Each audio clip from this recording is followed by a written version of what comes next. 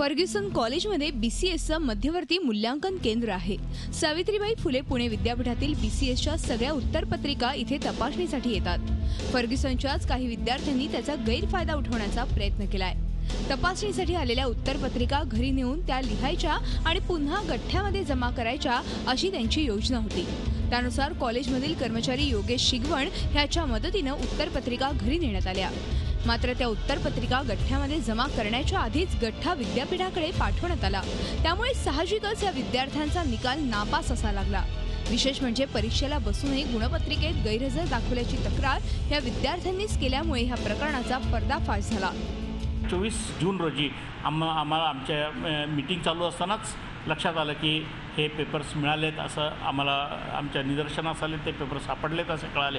पण तरी देखील या सर्व एकंदरीत बॅकग्राऊंडचा विचार करून आम्हाला आमच्या संस्थेने सुद्धा आम्हाला त्यासाठी डायरेक्शन्स दिले आणि अशा प्रकारे पुढील शोध घेण्याच्या दृष्टीनं, पुढील कारवाई करण्याच्या दृष्टीनं मग आम्ही ती पोलिसात कंप्लेंट केलेली आहे। मध्यवर्ती मूल्यांकन केंद्रातून उत्तरपत्रिका गहाळ झाल्याच्या प्रकरणाची चौकशी फर्ग्युसन कॉलेजकडूनच करण्यात आली होती।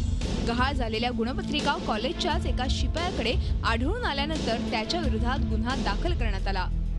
ते पेपर या विद्यार्थ्यांनी कोणीतरी तिथून ते लंपास केलेले आहेत। मग तसे आमच्याकडे तक्रार आल्यानंतर आम्ही कालच गुन्हा दाखल केलेला आहे आणि गुन्हा दाखल करून त्यांच्यातल्या त्या एका कर्मचाऱ्यावर त्यांचा संशय होता। त्या कर्मचाऱ्याला ताब्यात घेऊन त्याच्याकडे चौकशी केली असता त्या कर्मचाऱ्यांनी ते कशा पद्धतीने ते केलेलं आहे याबद्दल आम्हाला माहिती दिलेली आहे।